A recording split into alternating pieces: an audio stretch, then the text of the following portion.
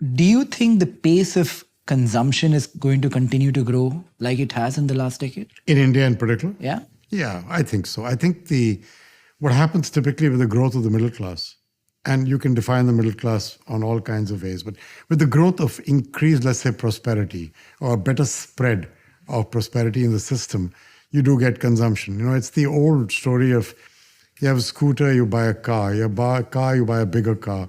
You get a bigger car, you buy a second one. That consumption has to play out. When it stops playing out is when you get a concentration of wealth at a certain level.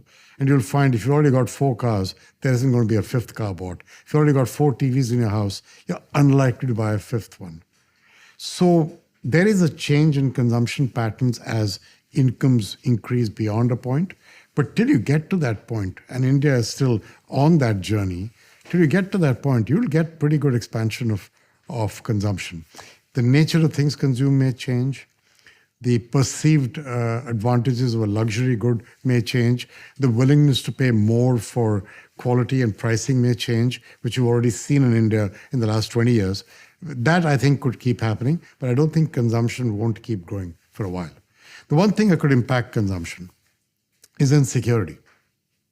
So if you create, if people get insecure about jobs or insecure about savings or insecure about their future, then that leads to a inward turn on consumption. That's got nothing to do with prosperity and growth. It's got to do with, the topic you started with about how do you feel about your future. So long as you're optimistic, you tend to be willing to spend. When you're no longer optimistic, does the nature of consumption change or do you stop consuming? A little bit of both. You might downtrade in prices. You might downtrade in some things. You may leave certain things that you feel were luxuries that you don't need to consume.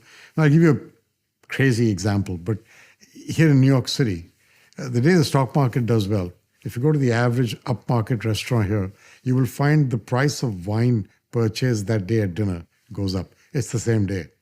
Really? And now if it goes down, you will find it has an impact. It's how people feel.